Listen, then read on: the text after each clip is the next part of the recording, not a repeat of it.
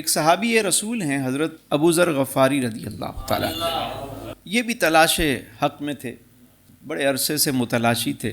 جب انہیں خبر ہوئی کہ مکے میں آپ علیہ السلام نے حق کی دعوت دینا شروع کی ہے، ابھی اعلانیہ طور پہ میرے آقا کریم نے اعلان نہیں فرمایا، لیکن جو جستجو رکھتا ہے وہ پہنچ ہی جاتا ہے۔ یہ سودا تو محبت کا ہے، کوئی دور رہ کے بھی پاس ہے، کوئی پاس رہ کے بھی دور ہے۔ حضرت ابو ذر غفاری مکے آ گئے، تلاش کر رہے، سارا دن گھومتے رہے، تو جس سے پوچھتے وہ بتاتا ہی نہیں، اور آپ کے بارے میں طرح طرح کی بات کرتا کہ وہ تو ایسے ہیں، وہ تو ایسے ہیں، وہ تو ایسے ہیں۔ مکے کی گلیوں میں گھوم رہے ہیں، شام ہو گئی، لیکن جو آپ کے مطلوب تھے، جو آپ کے محبوب تھے، وہ آپ کو نظر نہ آئے۔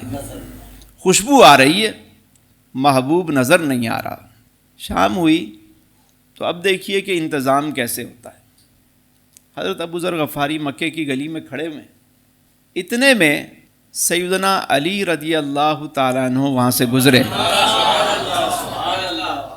باب العلم نے دیکھا متلاشی ہے کوئی، گئے قریب، سلام و دعا کے بعد پوچھا کہ اجنبی لگتے ہیں آپ، شام ہو رہی ہے، اگر یہاں کوئی ٹھہرنے کا انتظام نہیں ہے تو میرے ساتھ چلیے، ہمارے مہمان بن جائیے۔ انہوں نے کہا چلیے۔ حضرت علی لائے، مہمان خانے میں ٹھہرایا آپ کو۔ رات ہو گئی، صبح وہ پھر چلے گئے مکے میں اپنے کام کے لیے، اپنے محبوب کو ڈھونڈ رہے ہیں۔ سارا دن ڈھونڈتے رہے، مکے والے وہی جواب دیتے، کوئی نہ بتاتا آپ کو۔ شام ہو گئی، حضرت علی رضی اللہ تعالیٰ عنہ پھر وہیں سے گزرے، دیکھا وہ مہمان اجنبی وہیں ہے، پھر اسے لے آئے گھر۔ 2 دن دعوت کی، تیسرے دن صبح وہ پھر اٹھے اور چلے گئے۔ تیسرا دن بھی جب گزرا اور شام ہوئی تو حضرت علی پھر انہیں اپنے گھر لے آئے، اور آ کر پوچھتے ہیں کہ اے شخص مجھے یہ بتاؤ کہ 3 دن ہو گئے، مجھے لگتا ہے کہ آپ کسی خاص مقصد کے لیے یہاں آئے ہیں، کوئی خاص چیز تلاش کر رہے ہیں۔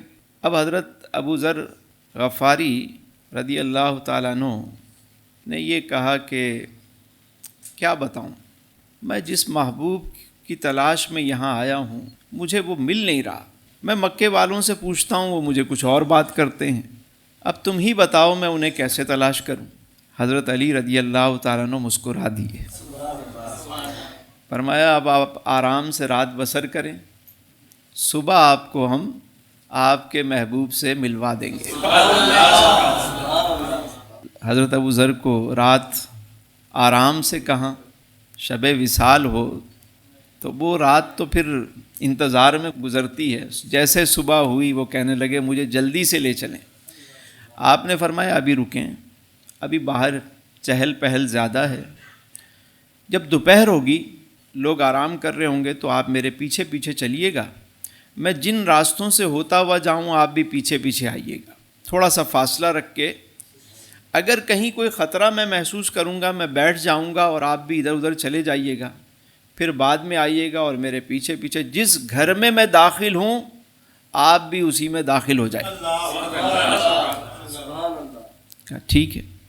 اب وہ انتظار کی گھڑیاں ان پہ بڑی شاق، کسی طریقے سے دوپہر ہوئی، لوگ آرام کرنے لگے اور محبوب کی تلاش میں محب جو ہے وہ بے تاب ہو کر حضرت علی کے پیچھے پیچھے چلنے لگے۔ حضرت علی مکے کی گلیوں سے انہیں لے کر کوہ صفا کی طرف چل رہے ہیں۔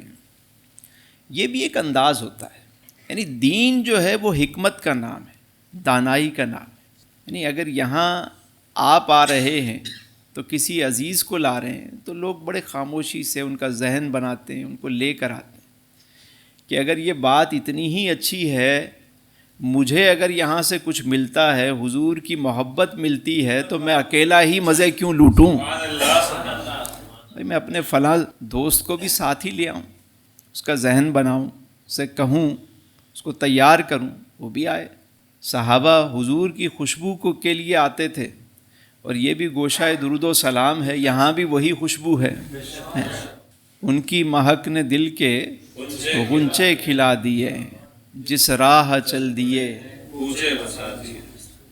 حضرت علی رضی اللہ تعالیٰ عنہ مختلف راستوں سے ہوتے ہوئے دار ارقم پہ پہنچے، دستک دی، اندر داخل ہوئے، اور پیچھے حضرت ابو ذر غفاری رضی اللہ تعالیٰ عنہ بھی داخل ہوئے۔ اب جیسے ہی محبوب کریم کو دیکھا، بس حضور کے چہرے کو دیکھا اور دیکھتے ہی رہے، سب کچھ اپنا دے بیٹھے، وہیں اسلام قبول کیا اور صحابی رسول کا مرتبہ پایا، سابقون اولون میں شامل ہوئے۔